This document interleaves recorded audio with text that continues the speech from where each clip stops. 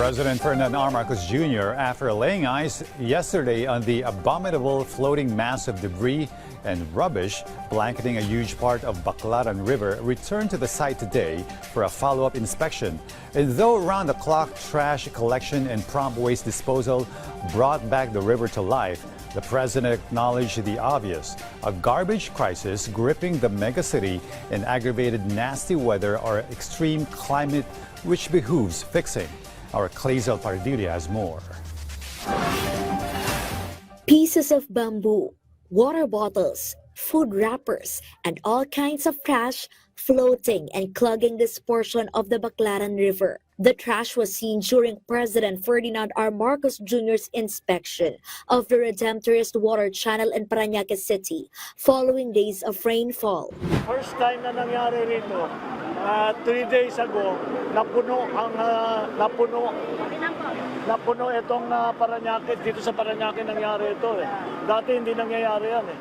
Pero dahil una-una, madaming basura, nasira pa yung trash trap, tapos ang dami talagang bumagsak na tubig. President Marcos ordered the Metropolitan Manila Development Authority or MMDA to speed up the cleanup of the waterway. The agency has deployed heavy machinery, including trash skimmers and backhoes. Yan ay kailangang matanggal talaga kasi pag hindi yan natin tinanggal, mapupunta yan sa ating pumping stations.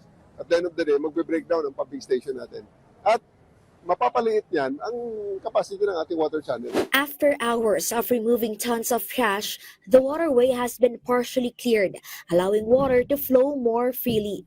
According to the MMDA, it has already collected around 500,000 kilograms of trash since the start of the week. Despite the bad weather, the cleanup operation continues to remove the garbage from the waterway. But how can the repeated clogging of waterways, which worsens flooding, be prevented? Obligasyon ng gobyerno na gumawa ng sistema kung paano pag-kolekta at pag-dispose ng mga basura.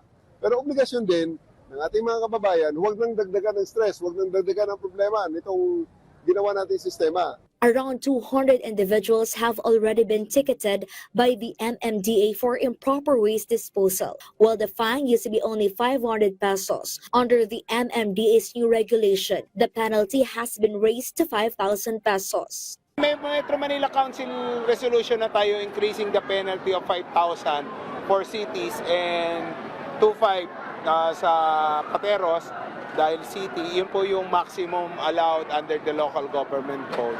Hinihintay na lang po namin yung mga individual ordinance po ng bawat lungsod. What do some residents think about the higher penalties? Pwede rin ma'am para po matigil na po yung pagtatapon ng basura. Motivation lang nila para hindi ka magkalat. Why not? Pero wag naman ganong kalaki. Masyadong mabigat.